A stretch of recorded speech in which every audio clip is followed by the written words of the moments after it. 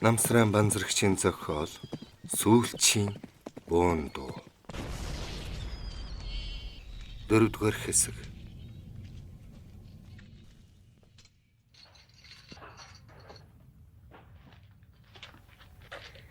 Шоронгийн харанхуй мухарта төвжигдсэн Цэрэнбат өдөр болсныг өчүүхэн сүүмгэр гэрлээр л мэдэж байлаа. Ухаан орсноос хойш ийм гэрэл 17 удаа үзэж буйн энэ. Хоол оруулж өгдөг хоёгийн хэлснээр 5 хоног ухаангүй байсан гэхээр гянданд 22 хонжээ. Тэр хоёр хэд хоног өглөө оройд нэг боодол им өгч байснаа сүүлдээ больжээ. Хэн өгөв гэж асуусан ч үгүй, имийг нь хүртдэг байжээ.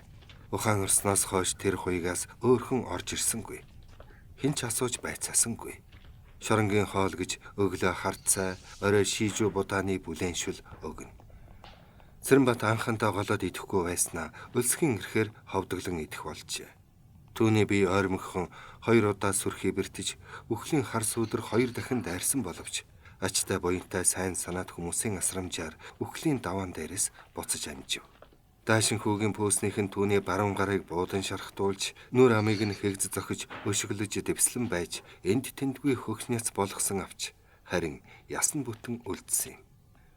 Тархин дундуур нь дараалан мун шийдэн буулгаж, зохиж унгаасан болохоор дээрэмчин халдах үед хөдөлсөн тархин дахин дөргиж, олон хоног ухаангүй хэвтжээ. Шоронгийн явц хүн өрөөнд бөхсөргөх зайгүй тул үргэлжил хэвтээд байж. Хаяа биеийн чилээ гаргах санаатаа босоход толгой нэргэж салгалан унах тохино. Хоол унд муу сүрхий бэртсэн тул тэнхээ тамирчгэж байхгүй болжээ. Цэрэнбат ухаан орсон цагаас эхлэн цаашид юу болохоо ухаж мэдэх гэж хичээн бодовч зөвлөн ярих хүнч олдсонгүй. Гадуур юу болж байгааг хэлэх хүнч дайралтсангүй. Хоолунд оруулж баас шээсэг нь зөөдөг хоёг хэлгүй юм шиг ёр дуугарахгүй. Асуусан юм заримдаа дуулаагүй юм шиг, заримдаа толгой сэгсэрчгээд бошоохон гарч хаалгыг нь янгинтал цоожлно. Хоног өнгөрөх бүр бие нь эрх биштэй эрдэж өвдөх өвчин нь баг болж байлаа. Гадаа нар салхинд гарыг гэж хэд дахин гуйвч тусыг ис олжээ. Чихтэй өмхийн нүхнээс гарахгүй, хинч асууж байцаахгүй болохоор намайг мартахын шорон гэдэгтээ хийсэн биш байгаа гэж бодно. Түүнийг нар салхинд ирэх дураараа жаргаж цэнгэж явхад мартахын шорон гэдэгт хүний хийгээд тэр чигээр нь мартдагийм гин. Тэр хүн тэндээ өхөж өргөддөгийм гэж хүмүүс ярьж байсан бэлээ. Цэрэнбат сүүмгэр гэрэл гөлрөн ширтэж удтал хэвтлээ. Бүчин лам минь яасан бол намайг лав босоо ороолон гэж бодоод айсан дан болж ухаан алдсан. Арай өнхөлцөх нь хагарч хаагүй байгаа. Өнөөмөө данжаад өгсөн болов. Дутуу алж шархтуулч хаагүй байгаа. Тэгвэлж өшөөгөө гүйцэд авч чадсангүй. Эндээс гардг юм бол тэр муу далаагаас заавал өс авах юм шүү. Ёрн хятад хүнд итгэж болохгүй гэж аавын ярьдаг хичнээн үнэн үгүй. Ястал инээж байгаад шил рүү хутах шаарддаг юм байна. Намайг хүн алсан гэдэл ав зүгээр орхихгүй. Тэгэхээр эндээс орохыг л бодъё. Яаж орох вэ? Батгүнээс хэрэгтэн ялтан оргож байсан гэж ёр дуулаагүй. Халахын олон сайн ирчүүл энд өнгөрсөн юм гинлээ гэж бодхоос айдас хүрв. Хэвтээд байхар сүүжин чилж бас доороос нь хайрах тул өндийд суулаа. Тэртээ дээр байгаа бяцхан цонхонд хүрлээ гэхэд багтаж гарахын аргагүй жижигхэн ажээ. Ханыг нь тогшиж үзвэл төг гэд их л зузаан бололтой. Энэ хан цул чулуу юм биш үз. Тэгвэл чи нэвтлэхийн аргагүй гэж бодоод сайтар нягтлан үзлээ. Өрөөний нэг болонд баг зэрэг шаврын хохорсон газрыг хумсаараа майжиж малтан нилээд оролдоход хөх тоосгоны болонд зохив. Тоосгоны завсрын шаврыг малтаад байвал суулгарч мэдэх юм байна. Юугаар малтах вэ? Гадаа гарвал хадаас ч болсон олох юмсан. За байц яах вэ? Хойв заяага хэрхэн шийтгэхийг хүлээгээд хэвтээд байх вэ? Нулимс унахаар нудраг зангид гэж үг бий. Сэтгэл санаагаар өмрөн ээлдвийг бодож хэвтснээс оргох аргал бодъё. Ийм бодоод хумсаа мултартал нь хан самардав. Нэмэр ёр алга. Санаа алдаад муу дэвсгэр дээрээ хэвтлээ. Хүний ирээн дотор могоон ирээн гаднаа гэдэг яасан үнэн өгөв. Тэр данжаад намайг хичнээн гой үгээр магтан инхрийлж хайрладаг байлаа та. Юм бол эртний ерөөл буйнаар учирсан дүүмэн гэдэл сайхан загнаж байсан. Тэгсэн чинь амраг бүсгүйг минь булаан авч амь насанд минь халдаж байна. Тийм хорт могой шиг муу хүнээр энэ хорвоод үрсэн гэж юу? Бурхан минь юунд нь тийм хүмүүсийг ивэн хайрлаж байна уу? Тийм бозар амьтантай ах дүү болж хангай дэлхийхэн хамаг баялгийг бүрлгэн сүйтгэж оол зашигтж хонож явснаа жаргал хэмээн энэ дүрчэс агсалдсан гайхуулж явсан би үнэхээр мунхаг хүү юм та. Өнгө мөнгө хоёр тос шунаад энэ шүү дээ. Хохин гэж өөртөө гомдов. Сүмгэр гэгээ айжмдаа бүдгэрч харанхуй боллоо. ертөнцийн бас нэг өдөр өнгөрөв. Өнөөдөр өнөө муу шар будаага өгөх мартсан болов. Гэгээтэй байхтал авчирдагсан гэж бодоод хөлийн чимээ чагнав. Чимээ аниргуул байлаа. Тас харанхуй болсон хойно хөлийн чимээ ойртон ойрцоор хаалган тулж цоож харжигнан дуугарч үүд онгоолоо. Нэг гартаалаа нөгөө гартаа савтай хоол барьсан хүн орж ирээд хөлөөрөө хаалга дүлхэн хаачгаад "За би чи яаж байна?" гэлээ. Цэрэнбат ийм хоёыг огт үзээгүй, бас ингэж асууж байхыг нь сонсоогүй тул гайхан харав. Бярта байрын лагс зузаан биетэй, хуудас сахалтай, 50 эргэм насны ялдам царайтай хүн цооширтэн байснаа савтай хоолон сарвааж "Маа, үүнийг бошуухан идчих" гэв. Цэрэнбат савтай хоолыг яаран авч тагийг нь сөхвөл маш сайхан үнэр ханхалахаар арааны шүлсэн өөрийн мэдэлгүй асгарч ховдоглон идлээ.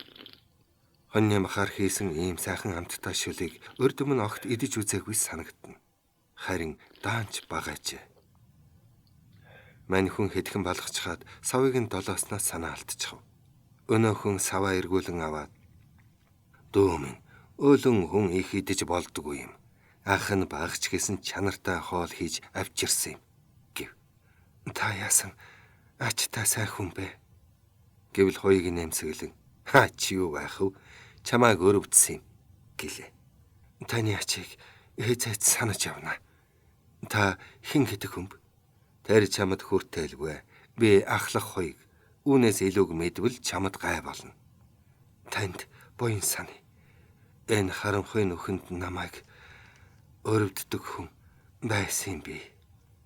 Дүү минь, сэтгэлээр унаж болохгүй. Хүн зоригтой бол чон чацгалдна гэдэг бидтэй." Цэрэнбат энэ өрөвчгөн сэтгэлтэй ч юм шиг, ёжтой ч юм шиг мундаг ирийг гайхан хараад юу гэж ярих учраач олохгүй байлаа. "Чи явуулж байсан эмийг бүгдийг уугаа бидтэй." "Оолгүй яах вэ? Та явуулж байсан би." "Одоо би чи яаж байна?" "Аваал боллоо. Шарахч битүүрч байна." "За болж дээ." Тэр хоёр дахиад юм ярилцсангүй бие биенээ харлаа. Цэрэнбат тэр хүн од машид хөсөж гуйсан нүдээр харснаа "Нар салхинд гарах юмсан. Энэ нүхэнд бүтэж өгөх нь" гэвэл ахлах хоёыг зочих шиг болж толгой сагсран "Болохгүй дүү минь. Чамааг ирүүдэн шүүх гэж байна. Би энэ мө босож чадахгүй байгаа гэж хэд хоног саа тулж байгаа юм. Хэрвхэл дээрээ босныг мэдвэл дор нь ирүү тулгаж зодож нүднэ. Ирүү шүүлтийг чиний шарахтай сүлдсэн би яавч даахгүй. Бие тэнхрүүлж авбал ааштай юу" гэлээ. "Та бурхан хүн юм аа. Битгээд онгос. Чам шиг сайхан дүүтэй байсан юм. Хөөрхий минь айлын адуу адгуулж яваад цасан шуурганд төөрч хөлдөж өгсөн юм. Түүнээс хойш муу дүүдээ буян уйлдэж ядарч зовсон хүнд тус болох юмсан гэж боддог боллоо. Би ядуу хүн. Амьдрахын эрхээр энэ тамийн орныг олон жил сахиж сууна. Чамд хоологч ингэж ярьж байгааг гадны хүн мэдвэл ах нь толгоогүй болно. Эндээс амьд мэд гардаг юм бол таны ачийг заавал хариулна. Тэр яах вэ? Чи хүнд ялан дунсан нүгэлт хүн шүү дээ. Пүүсний данчаад яасан бол? Уммааны байдмихан. Тэр тухай дахин бүү дурс. Данжаадын хүүрийг хэд хоногийн өмнө хятад нутаг руу наваад явсан. Пүүсэнд байсан нэг бүсгүй. Баян банзарын охиныг хэлж байна уу? Тийм ээ. Түүнийг яасан бол? Хөөх юм. Хүн алхад оролцсон гээд бас энд түгдсэн. Цэрэнбат давхийн зочиж босон харих гэсэн боловч чадсангүй өвдгөр нь хатхан суучихв. Чи түүнд санаа буузав. Эцгийн шоронгийн даамлыг хахуулдаж сайн хоол ундагч дулаан өрөөнд суулгаж байгаа. Хүрээнээс шийдэл эртэл энд байх визээ. За, үг олдлоо. Ах нь явуулгүй горьгүй. Хаяа нэг эргэж байна.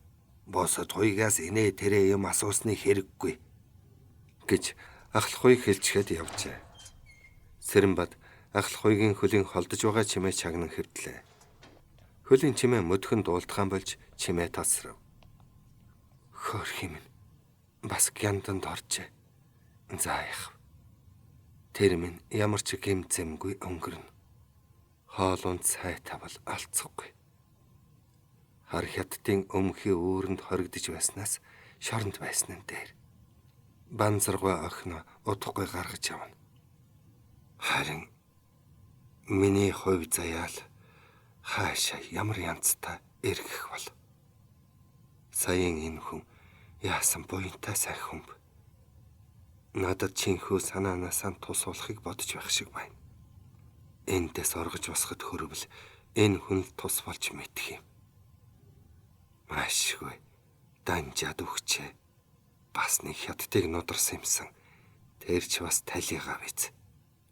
Хоёр хүний ам боснуулсан болохоор миний толгойг авч мэднэ. Энд удаан байвал осолтой. Төргөн шиг л оргож босхийг бодъё. Эндээс гардгийн бол бүжингэн босгож аваад газрын мохор руу явъя. Богдын хүрээ ороход учир би. Ингэхэд ах минь амьд мэнтэл яваа болов.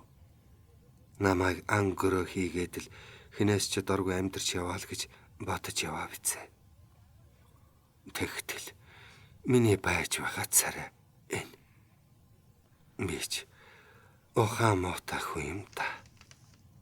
Аавынхаа сургаалыг дагалгүй эд мөнгөнд ховдглон шунаж яваад л ийм боллоо. Олзонд шунаж байж буянтай аавынхаа нэрийг ч гутаалаа та гэж гаслан бодлоо. Үүнээс уламлан хэдэн жилийн өмнөх нэгэн явдал санаанд нь орж эцгийнхэн шарлан зовиртой нүр харагдах шиг болов. Хөглөгөр их хөвч нэгэн хэвийн хөг аялгаан өргөж дүнгэнэн шуугна. Ойн чөлөөнд задгайгал дүрлзэн шатж тэнгэрөөд цоройлно. Айны тогоонд гөрөөсний мах порпор буцалж уурс авсан. Эцэг нь мах эргүүлэх зуур Цэрэнбатууд хялмхийн харж "Чи ёрын өөдтэй хүн болохгүй дэг шүү. Энэ олон хэрмэг яах гэж хядсан юм" гэв. Цэрэнбатад хэлэх хөгч олдсонгүй хүүхэд шиг царайгаа улайлган харна. Дэлгэр бат ах нь бас зэмлсэн янзтай харж байлаа. Тэр гурав хөвчд гарч сар гарав ан хийж овооч ол замхтаа буцах гэж байжээ. Цэрэнбат аав ах хоёроосоо нуугдан нар туцахаас өмнө анд явж нар хамгийн түрүүнд тусах нэгэн сагалгаар хушны ойролцоо иржээ. Намар оройхон нарны элч буураад ирэхээр хэрмүүд аль эрт нар тусдаг модон дээр олноороо цугларн наралдгийг Цэрэнбат сайн мэднэ.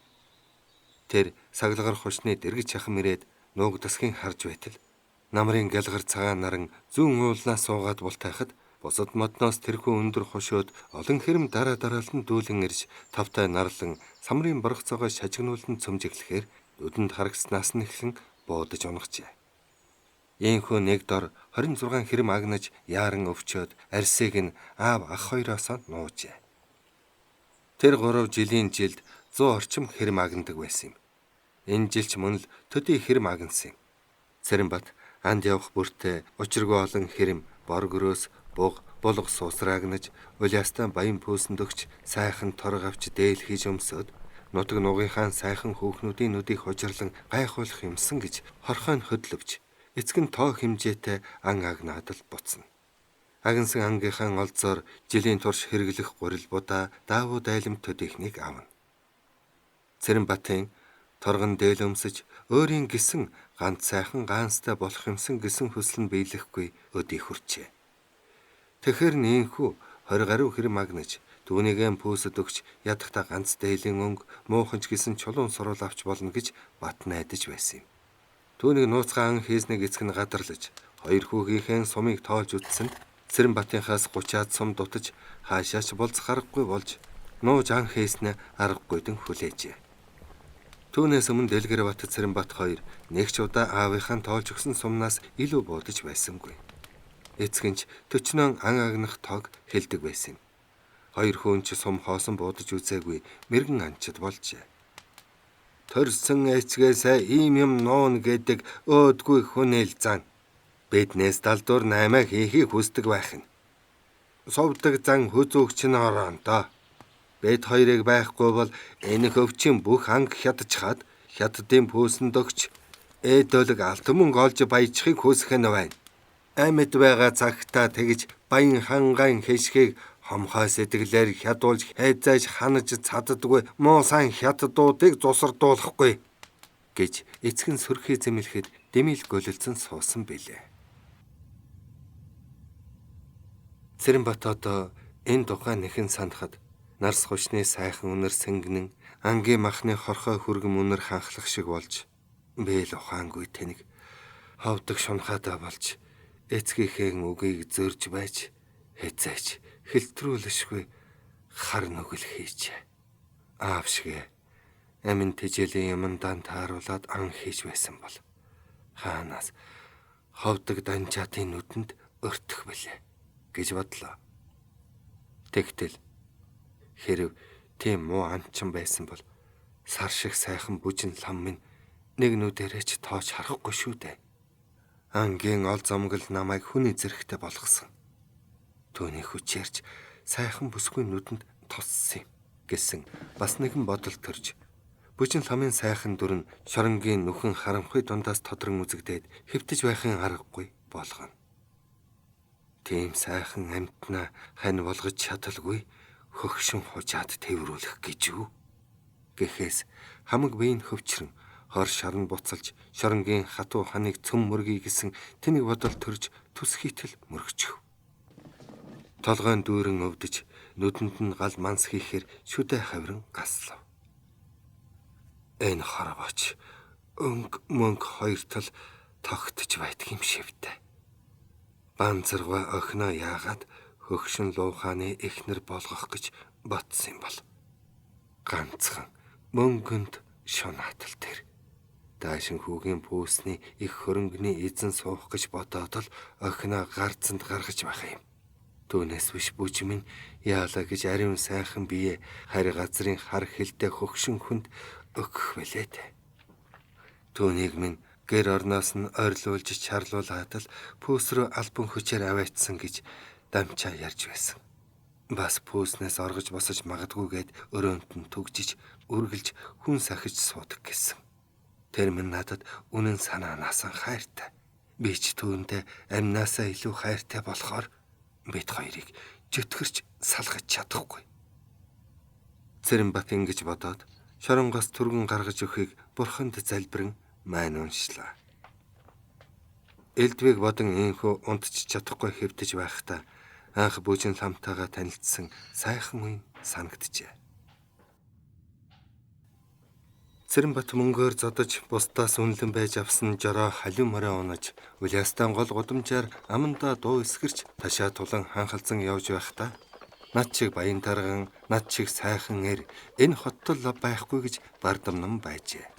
Үнэхээр ч сүүлийн 2 жил мань хүн өдрийн нэг шин торгон дээр сольж өмсөд жороо хатар сайвар зүсэн зүйлийн сайхан морь унаж панз 8 өсөргөж найр наадамд залгдан их л бэлэрхүү загнаж аль аль баян пөөсөд бууж амтд хоол идэж хатуу арх ууж ганган хөөрхөн бүсгүүчүүл эргүүлж гомгом багтааж ядсан залуу сайхан эр бүхний хараа булааж байсан билээ.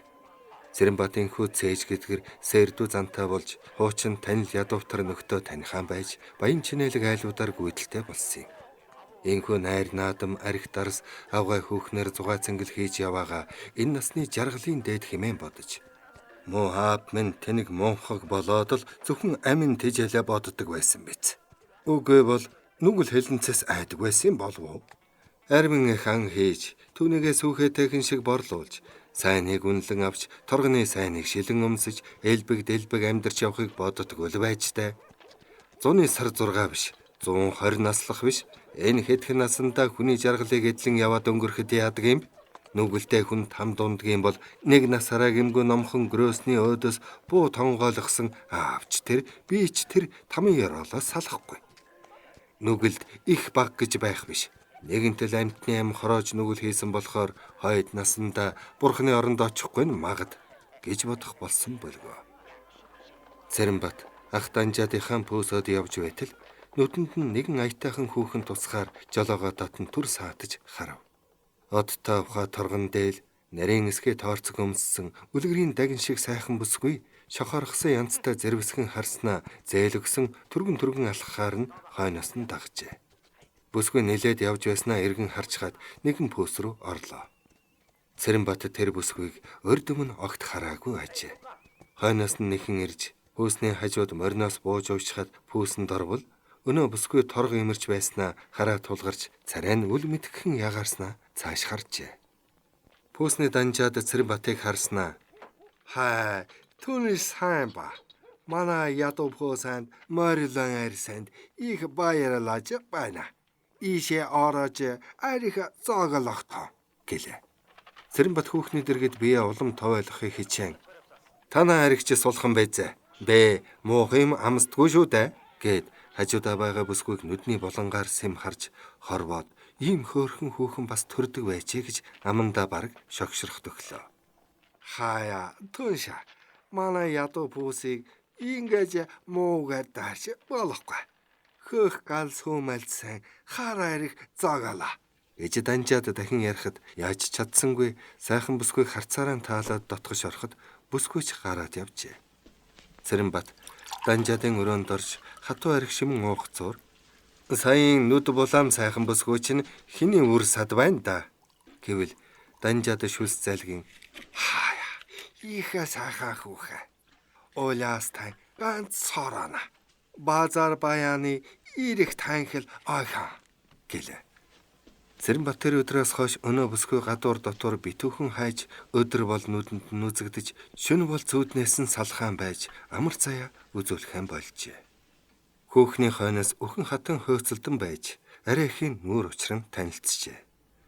Өдөр хоног өнгөрөх бүр тэр хоёр улам дотнуулж хайртай сэтгэлтэйгэж мэдлцэж энд тэнд нууцхан болцож уулзах болсон юм.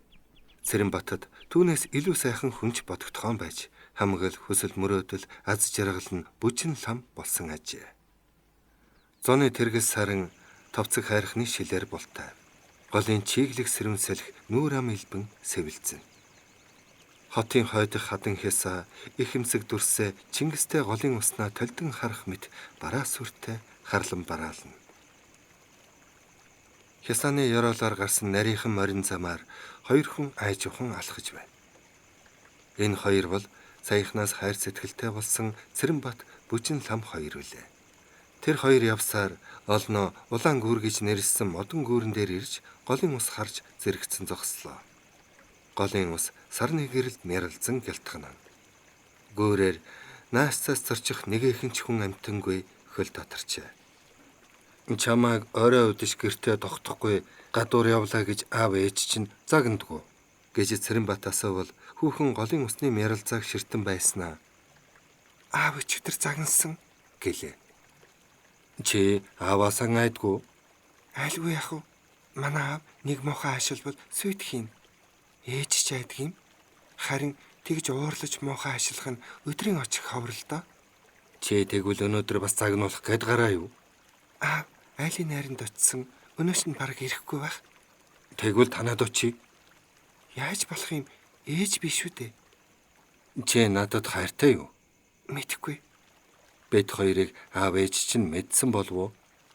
Бараг гадралсан байхаа. Яах бол? Бүү мэдтээ. Гэлээч ганц охиныхоо сэтгэлийг дагна үзье. Хэрэг аав ээж чинь зөвшөөрөхгүй бол яа? Мэдхгүй. Чамгүй бол би амьд явах эгч хүсэхгүй. Чи намайг тоохгүй болчих бол Баялта та намайг гүйцэд мэдээгүй байна да. Тэр хоёр өөр юм ярилцсангүй. Шинийн сэрэмсэлх сэрсэрвлээж голын усны хоржигн урсгал содон сонсогдно. Цэрэнбат хүүхний гойлгнуруугаар аяархан тэрвэрч өөртөө шахан ойртуулахад бүжин лам ийш тийш харснаа. Баялта хүн харна гэлээ. Цэрэнбатын хэн үеэс хорвоо ертөнц тэр аяараа мартагдж гагцхүү говцөглөнт бүсгүйл хамаг ухаан бодлыг нь эзэмтсэн учир хүүхний айсан янзтай хэлсэн үгийгч гүйцэд ухаарсангүй. Улам чанга тэрвэрч инхри зөөлөн хацарт нь хошуугаан хүргэжээ. Бүжин лам үүнээс өмнө эр хүний хошуу хазартаа хүрэх нь байтугай амьсгааг нь ч ойрноос сонсож байгаагүй. Хайрын өгч дуулж яваагүй болохоор учиргүй балмагдж ичид зовн нүдэ тас анжээ. Цэрэнбат түүнийг сэвхэн өргөж хэд алхаад голын ногоон зүлгэн дээр аваачаад дээрээс нь дараад авахд өгч хэлж чадсангүй. Жохом яах вэ гэхээс амьсгаа дээрдэн нүрэл буруулж байсан билээ. Цэрэнбат анхны хайраа илчлэн гоо бүсгүй биед халдаж залуу насныхаа хөсөл тачаалаа хангасан тэр сайхан шүнийг бодогтойгон зэрэг аяархан гиншиж димийл шоронгийн хатуу хан самардаж торонд орсон болжмор шиг энэлийн шаналж шүдэ тачигнуулан хавирав.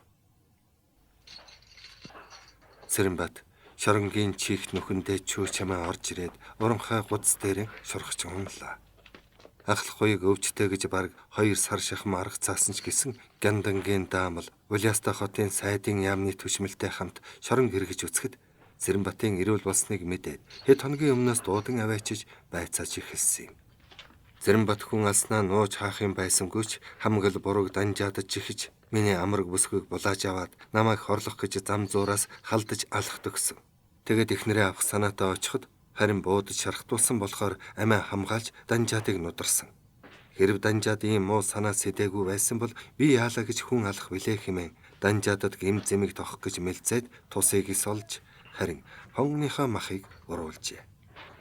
Өнөөдөр омогтой түшмэлтэй салам тулж хар хятадаас зээл хахуул авсандаа намайг зовоож байна. Би ямар ч гэм хоргүй хүн шүү гэж хэлсэн нь нэвширтлэн банцдуулж тамир тэнхээгээ барж арай хэм буцаж иржээ.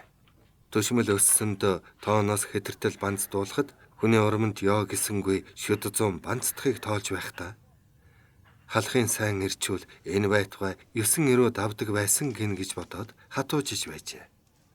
Өрөөнд орж ирэнгүүтээ хорсон шархирах хонгоо тэмтрэн үзвэл гарт нь нойтон юм дайралтна. Цус шүүрч байгаа бололтой.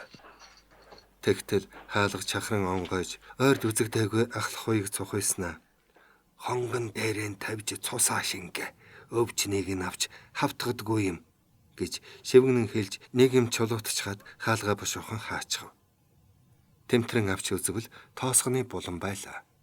Тэр тоосгыг авч хонгон дээрэн тавилаа. Сууж байхын янзгүй хорсгох авч тоосгоо авсангүй. 2 удаа ухаан алдаж хүнд бэртснийг бодвол энэ банц дуулагч гайгүй санагдана. Ноёнтой өстэй хүн хонгохгүй, нохотой өстэй хүн хормоогүй гэдэг чинь үний юм та. Тэр мо төшмөл хэдэн лангийн хахуул авсан болоод намайг ингэж нүдэж байгаа юм бол миний үгийгч ерөөс сонсох чихгүй юм шиг байна. Хүн алч хүрээ талсан хүнд гэмтэн гэж хүн бүрл айц сэрдэн муу сандах шиг байна. Яамны хавийнхан бүгдэл хялаа хатж байх шиг зарим нь нүүр боруулах юм. Энэ шорондож ахлах хуйгаас өөр сайнаар хандах хүн алах шиг байна. Өтөр бүрэл дуудаж аваачаад банцдах байх та. Хүйтэн сэрүүнэ үлрэл болохоор шарх сорин маань арай өмхөрч ялзрахгүй бизээ. Харин тэнхээ тамирал барч мэдэх юм байна. Миний үгийг сонсож учир зүг тунгаан үүсэх юм болж надад багч гэсэн зөв өгч болох л доо. Гэхдээ хэл хахуулд цадсан төшмөл энэ засаг төрч харц хүний үгийг сонсдгүй юм шивтэй гэж хорсон бодлоо. Хонго нь халуу оргиж шархиран өвдөх нь овоо намтахаар сайдын амнаас нааш ирэх замдаа худал шургачин унаж газраас шүүрч авсан зэвтэй хатаасаараа шоронгийн ханыг маажиж үзлээ. Чулуу шиг хатуу ажээ. Удалгүй гэрэл бүдгэрч юм өцөгдөхгүй болов. Цоож харжигнан дуугарч хаалгонгой нэг хүн орж ирлээ. Яаж байна? Гэхэд уунаар ахлахыг болохыг таньж хонго халуу оргин өвдөх нь овоо намтаж байна гэвэл өдрийн өгсөн тоосгыг тавиа бидтэй. Сайн арчвал хонгоныхоо шархан дээр хөх тоосго тавиад ёр ховлж идэлэхгүй амархан эдгдэг гэж ярьдаг юм шүү. Чамтай хүн хар уулзуулж болохгүй гэж чандлан тушаасан. Ах нь хүний нүд хариулж байгаад ирлээ. Хоол ундаж авчирч амтсангүй. Хоньны жаахан сүүл мах авчирлаа гэд ахлахыг бодолтой юм өглөө. Цэрэнбат бодолтой юмыг задлан гартад айралцсан сүүл бүхэл махнаас зулгах зур. Хүмгай ах минь бөжин ламыг яасан бол гэвэл ахлахыг гарах гэснээ эргэн харж эндээс өчигдөр гарсан гэснээ бошуухан гарч хаалгаан цоочлоо. Цэрэнбат мах сүүл ховдоглон өмхөж бараг зажлалгүй шахам залгичв. Зөөлөн сүүл хоолоор нь гулсан орхон тунч сайхан санагдана. Ахлах хоёгийн хаяа авчирч өгдөг хоол даанч багч гэсэн их л хүч оруулдаг байжээ. Бүжин лам эндээс гарсан гэдгийг сонсоод хонгоны өвдгөн ч намдаж жигүүр ургах мэт боллоо. Ахлах хоёгийн өгсөн жаахан махыг өлөн ходоодонд орхноо шингээж дахиад цадтлаа идмээр санагдана. Сүүлийн 3-4 жил пүүсний амттай хоол аахтай архинд буйлж хэр баргийн хоолунд голоод сэхүүн зантаа явсан нь одоо бараг мартагдах төгчээ. Дотор газрын зүсэн зөүлийн ногоогоор амталж хачралсан Монголын тарган хоньны махаар хийсэн нарийн хоол идэж хар арх, дарс, ганзай, уужаампи, мэглүү зэрэг олон янзын арх ууж уляастайд гайхахдах урт цагаан сурвалтай гаансанд хятад ногоон дүнс татаж явснаа үе үе санахад урам хугарч заримдаа тийм хоолунд арх дарс огт нь хэрэглэж үзээгүй мэт бодогдох ажээ. 4-р хэсэг төгсөв.